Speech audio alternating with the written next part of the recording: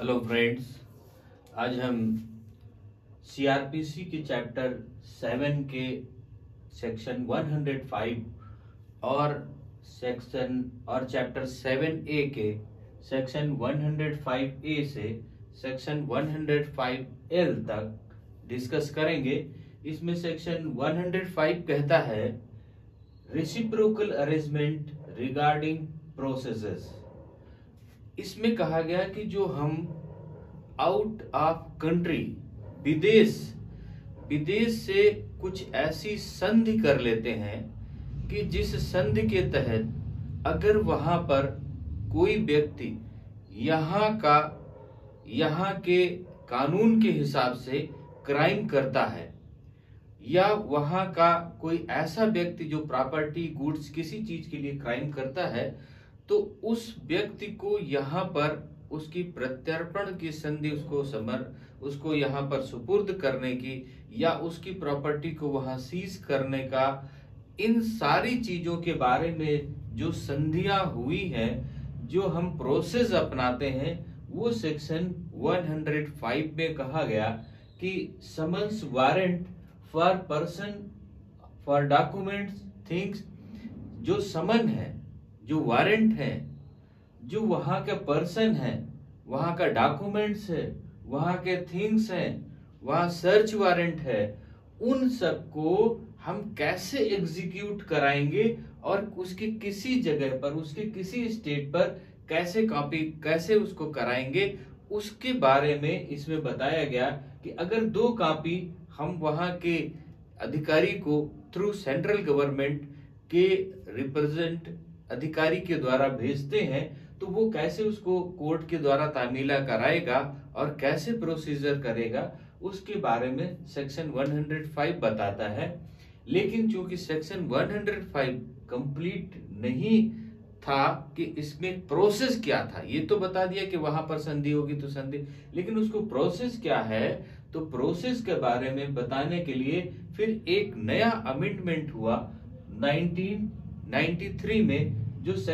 Chapter 7A के form में है, इसमें है। चैप्टर 7A 1993 के संशोधन के द्वारा जोड़ा गया और इसको 12 पार्ट्स में, 12 सेक्शंस में बना दिया गया। इसमें 12 पार्ट में जो वहां के संधि के लिए है कि 12 पार्ट्स में इसको डिवाइड करके बताया गया चैप्टर 7A में। अब इसमें जो संधियों के लिए कहा गया क्या क्या होना चाहिए, प्रोसेस क्या होना चाहिए, इसका सेक्शन 105A उनकी कुछ शब्दों के डेफिनेशन बताता है कि कॉन्ट्रैक्टिंग स्टेट क्या होगा। वो स्टेट या वह देश या उस देश का वह पार्ट जहां से भारत सरकार कोई संधि करती है, भारत सरकार कोई संधि करती है कि भारत के हिसाब से वहां भारत के लोग के द्वारा या किसी भारत में घटना करके वहां पर कोई चला गया है, तो उसको कैसे उसको प्रत्यर्पण किया जाएगा, उसकी जो संधि बनती है जिस देश से या जिस पार्ट से, उसको हम कॉन्ट्रैक्टिंग स्टेट कहते हैं। कॉन्ट्रैक्टिंग स्टेट का मतलब वह देश जहां से हम भारत के द्वारा उस क्राइम को कैसे कराया जाएगा, कैसे उस क्राइम का जो निदान कराया जाएगा, उसका प्रोसेस क्या होगा, वो कंट्रैक्टिंग स्टेट कहलाता है। अब उसके बाद आता है आइडेंटिफाइंग, मतलब जहां पर कंट्रैक्टिंग स्टेट आएगा वहां पर यह समझा जाएगा कि उससे जो संधि हुई है वह देश। अब आइडेंटिफाइंग क्या कहा गया कि वह प्रॉपर्टी उस देश की जिसको पहचान किया जाए कि वह प्रॉपर्टी इस क्राइम में इन्वॉल्व थी या नहीं थी, वह गुड्स, वह व्यक्ति, तो वो आइडेंटिफाइंग कहा गया कि उसको पहचानना, उसको कि वो क्राइम में इन्वॉल्व था या नहीं, इन्वॉल्व वो प्रॉपर्टी है या नहीं, उसको पहचान के, जिसको पहचान कराएंगे, जो पहचान करेगा वो आइडेंटिफाइंग कहलाएगा। अब इसमें तो प्रॉपर्टी, वो प्रॉपर्टी, अब आता हो तो पहचान हो गई। अब जिस की पहचान हुई वो प्रॉपर्टी हमारी इसमें प्रॉपर्टी की परिभाषा में आएगी कि वही प्रॉपर्टी, कौन सी प्रॉपर्टी, जिसको आइडेंटिफाई किया गया कि ये क्राइम में इन्वॉल्व है, या वो पर्सन जिसको आइडेंटिफाई किया गया क्राइम में इन्वॉल्व है, तो वो प्रॉपर्टी, चाहे वो किसी तरह की प्रॉपर्टी हो। अब ट्रैकिंग में कहा गया है कि टू होम प्रॉपर्टी, वो प्रॉपर्टी किसकी है, इसको ट्रैक करना है, वो प्रॉपर्टी किसकी है, वो प्रॉपर्टी कहाँ से परचेज करी गई, उसकी इनकम क्या थी, उसका सोर्स क्या था, कैसे वो प्रॉपर्टी लगाई, कैसे वो प्रॉपर्टी हुई, उसको ट्रैक करना, वो किसकी है, कैसे परचेज करी, कहाँ से आई, इसको ट्रैक करने को ट्रैकिंग कहा गया। तो इनमें से इन चीजों की 4 की डेफिनेशन इनमें से बताई गई है कि इन डेफिनेशन में इनका अर्थ क्या होगा, वो सेक्शन 105 बताता है, 105A बताता है। अब सेक्शन 105B कहता है assistance of securing transfer of person. अब इनमें से प्रोसेस बता दिया गया, एक के बाद एक प्रोसेस, बहुत इजी है, सिस्टमेटिक ढंग से ये लिखे गए। प्रोसेस में कहा गया कि कोई इंडियन कोर्ट है, कोई भारत सरकार की कोर्ट के द्वारा अगर कोई किसी डॉक्यूमेंट को, किसी चीज को या किसी पर्सन को अरेस्ट करने के लिए यहां से हम कोई भी समन, वारंट या सर्च वारंट भेजते हैं, तो वो 2 प्रतियों में वहां पर भेजेंगे और सेंट्रल गवर्नमेंट के अथॉराइज पर्सन के द्वारा वो जो कॉन्ट्रैक्टिंग स्टेट होगा जहां से हमारा संधि हुई होगी वहां पर वो देगा, और कॉन्ट्रैक्टिंग स्टेट का, ये कॉन्ट्रैक्टिंग स्टेट के उस भाग का जहां पर ये संबंध तामीला कराया जाना है, वह भाग या वह कोर्ट ऐसे वर्क करेगा उस संबंध पर, उस वारंट पर, उस सर्च वारंट पर, जैसे कि वह इंडिया की ही कोर्ट वहां पर काम कर रही हो। तो इसमें कहा assistant in securing transfer of persons, जो पर्सन के द्वारा वहां पर जाएगा वो करेगा, जैसे यहाँ की कोर्ट उसको तामीला कराती है, उसका प्रोसेस में लाती है, वैसे ही वो कोर्ट करेगी। ये सेक्शन 105B कहता है। अब सेक्शन 105C क्या कहता है, assistance in relation to order of attachment और फॉरफीचर ऑफ प्रॉपर्टी। अब किसी प्रॉपर्टी को अधिग्रहित कैसे कर लिया जाएगा, उसको जो है कुर्क कैसे कर लिया जाएगा, तो इन्होंने कहा कि जो इंडियन गवर्नमेंट, भारत सरकार के कोर्ट जो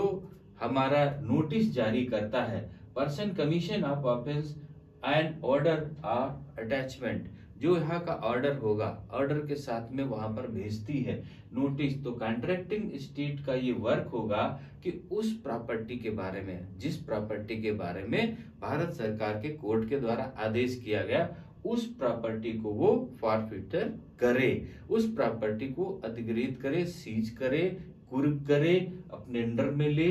और जैसा भारत सरकार के कोर्ट के द्वारा कहा जा रहा है उसके अनुसार वो असिस्ट करे। ये इसमें सेक्शन 105C कहता है। अब जो सेक्शन 105D क्या कहता है, आइडेंटिफाइंग अनलॉफुल अक्वायर्ड प्रॉपर्टी। अब जो प्रॉपर्टी के बारे में कहा गया कि इसको अक्वायर्ड कर, तो ये बात नहीं कि वो इंडियन गवर्नमेंट के द्वारा ये कह दिया गया इसको अक्वायर्ड करो, मीन्स अक्वायर्ड करो। अब उसको वो कोर्ट भी आइडेंटिफाई करेगा, क्या करेगा, आइडेंटिफाई करेगा, गिव ऑर्डर टू, जो ऑर्डर दिया गया, अब उस ऑर्डर पर वो कोर्ट क्या करेगी। हमने इसके पहले बताया कि जैसे इंडिया में कोर्ट काम कर रही, वैसे ही अब वो कोर्ट काम करेगी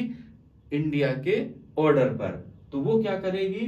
कि उस अपने एक इंस्पेक्टर को, जो इस एरिया का होगा, not below the rank of sub inspector, sub inspector की रैंक के नीचे का अधिकारी नहीं होगा, सब इंस्पेक्टर या उसके ऊपर के अधिकारी को रिप्रेजेंट करेगा for investigation.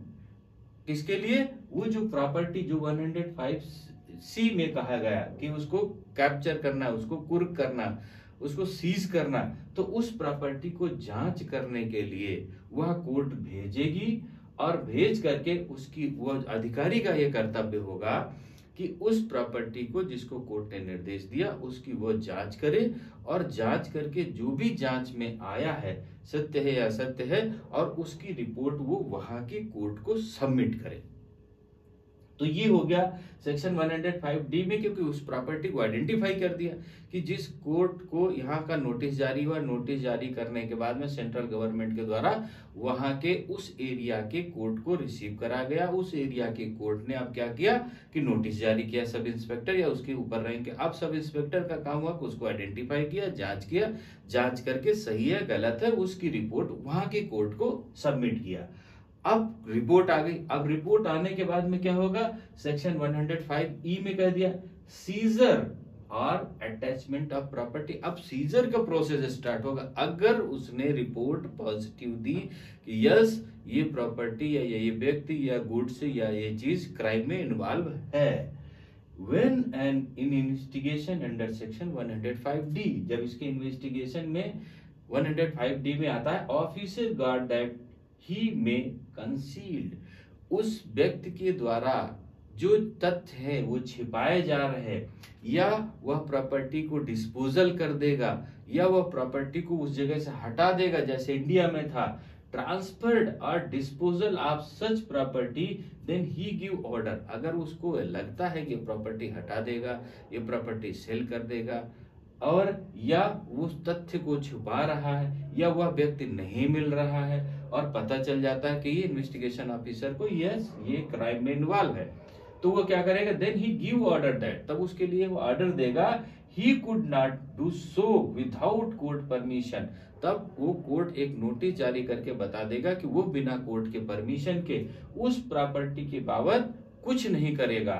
And one copy give to the accused person so it confirm by the order of court within 30 days, और एक नोटिस जारी कर देगा इसको, उस व्यक्ति को, उस प्रॉपर्टी को या उस थिंग्स को, उस गुड्स को, कि बिना कोर्ट के परमिशन के कोई भी उसमें वर्क नहीं होगा, वो प्रॉपर्टी सेल नहीं होगी, वो प्रॉपर्टी वहां से ट्रांसफर नहीं होगी, और एक नोटिस उस व्यक्ति को दे देगा जिसके लिए वो है, या उस प्रॉपर्टी पर चस्पा कर देगा जिसकी वो है, और उसको 30 डेज का टाइम देगा। विद इन 30 डेज अगर उसको उस प्रॉपर्टी को कुछ भी अगर है तो वो कोर्ट को सूचित करे, वो 30 डेज के लिए वो ना पर नोटिस चस्पा कर देगा। ये सेक्शन 105E कहता है। सेक्शन 105F में क्या आ जाएगा, अब इसके बाद नोटिस चस्पा हो गई, रिपोर्ट पॉजिटिव आने के बाद वहां पर नोटिस लगा देगी 30 डेज का। Management of property seized or forfeited under this chapter. अब इस चैप्टर के अनुसार, इस अध्याय के अनुसार सीजर की प्रोसेस शुरू हो जाएगा। क्या, कोर्ट में अपॉइंट डीएम एंड, अब क्या कर देगा कि 30 दिन के लिए वहां कोई देखेगा तो है नहीं कि वो बेच रहा है कि नहीं बेच रहा, तो क्या करता है तुरंत वो डीएम को अपॉइंट कर देगा, उस एरिया के डिस्ट्रिक्ट मजिस्ट्रेट को, कलेक्टर को अपॉइंट कर देगा, और डिस्ट्रिक्ट मजिस्ट्रेट क्या करेगा, अपॉइंट एनी ऑफिसर, कोई एक ऐसा उस एरिया के अधिकारी को रिप्रेजेंट कर देगा, प्रेजेंट की, to perform an administrator to that person, कि उस वहां के, अब क्या करे, कोर्ट ने वहां के डीएम को एडमिनिस्ट्रेट कर दिया, डीएम ने वहां के लोकल पर्सन को या लोकल अधिकारी को नियुक्त कर दिया कि इस प्रॉपर्टी को 30 डेज वॉच करना, ये प्रॉपर्टी ट्रांसफर न होने पाए, या प्रॉपर्टी सेल नहीं हो, या प्रॉपर्टी खुर्द-बुर्द न हो, इस प्रॉपर्टी को कहीं पर छिपाया ना जाए, वो वहां पर एडमिनिस्ट्रेट कर दे 30 डेज के लिए। अब कर दिया 30 डेज, वो व्यक्ति क्या करेगा, प्रॉपर्टी तो अब अंडर डीएम आ गई कोर्ट के आदेश से। फिर कहा गया सेक्शन 105G कहता है, notice of forfeiture of property after receiving notice with in 30 days, जब वो व्यक्ति या वो प्रॉपर्टी, वो गुड्स 30 दिन की नोटिस का पा जाता है, और उस 30 दिन की नोटिस के अंदर अगर उसको कुछ जवाब देना है, he may indicate the source of income, earning और असेट्स, कि उस प्रॉपर्टी को किस सोर्स से खरीदा है, किस इनकम से खरीदा है, उसकी अर्निंग क्या है, उसके पास पैसा कहां से आया, और या अन्य चीजें जितनी उसको सफाइयां देनी है अपने को क्लियर करने के लिए, वो सारी 30 डेज के अंदर उस कोर्ट को दे देगा जिसकी प्रॉपर्टी सीज होने जा रही या जिसको सर्च वारंट जारी है, वो कोर्ट को 30 दिन के अंदर अपना जवाब दे देगा। अगर देता है या नहीं देता तो उसके बाद सेक्शन 105H कहता है, forfeiture of property in certain cases, ऐसे केसेस, कुछ निश्चित केस है जिसमें प्रॉपर्टी को सीज कर दिया जाएगा। कैसे, आफ्टर सो कॉज नोटिस, जब सो कॉज नोटिस हो गई कि 30 डेज के अंदर आपको जो भी कहना है आप आकर के कोर्ट में कह दीजिए। If he give reasonable answer, अगर वो वास्तव में वास्तविक आंसर देता कि यस ये प्रॉपर्टी ऐसे खरीदी, ये मेरी अर्निंग है, ये मेरा सोर्स है खरीदने का, या ये प्रॉपर्टी इस तरीके से फ्रेश है, क्राइम में इन्वॉल्व नहीं है, सेटिस्फाइड आंसर दे देता है, तब the after giving time for hearing then passed order. तो उसने सफाई दे दी। अब सफाई में क्लियर, सफाई पर हियरिंग होगी, सुनवाई होगी, उनके साक्ष्यों को देखा जाएगा, समझा जाएगा और कोर्ट उसको वो करेगी। जब वो यस क्लियर हो जाएगी तो कोर्ट एक ऑर्डर पास करेगी। अगर वो क्लियर है तो उसको रिलीज कर देगी, अगर क्लियर नहीं है तो उसको सीज कर देगी। और अगर 30 डेज के अंदर जिसको नोटिस जारी किया गया, जिस पर चस्पा किया गया, वो नहीं आता है तो एक्स पार्टी ऑर्डर करके उसको सीज करेगी। ये सेक्शन 105H कहता है।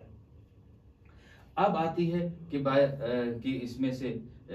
नोटिस हो गया 30 डेज के अंदर कैसे लाए, और उसके शोकास नोटिस हो गया, उसके बाद में उस प्रॉपर्टी को सुनवाई हो गई, सुनवाई के बाद उसको सीज किया गया या छोड़ दिया गया। अब आता है section 105 fine in lieu of forfeiture. अब कोई ऐसी प्रॉपर्टी आ जाती है कि जिसमें टोटल प्रॉपर्टी के प्रति नोटिसों का नोटिस हो जाती है, और नोटिस में से उसकी कुछ प्रॉपर्टी ऐसी आ जाती है कि जिस प्रॉपर्टी को उसमें इन्वॉल्वमेंट कम पाया जाता है या नहीं पाया जाता वो, लेकिन वो संदिग्ध है। तो कोर्ट क्या करती है, सारी प्रॉपर्टी को सीज न करके जो संदिग्ध प्रॉपर्टी है उसके एवज में वो कुछ फाइन जमा करा लेती कि यस ये फाइन जमा रहेगा, अगर ये प्रॉपर्टी क्लियर हो जाएगी तो ये रहेगा, ना अदरवाइज ये फाइन जमा हो जाएगा। तो कोर्ट को ये भी पावर है वहां की कोर्ट को कि वो उसका फाइन वो जमा करा ले जो प्रॉपर्टी पर कोई वो नहीं है उस पर। अब सेक्शन 105J कहता है setting transfer to be null and void. अगर अब नल एंड वाइड क्या कहता है, अब कोई आया ही नहीं उस प्रॉपर्टी का, कोई दिया ही नहीं,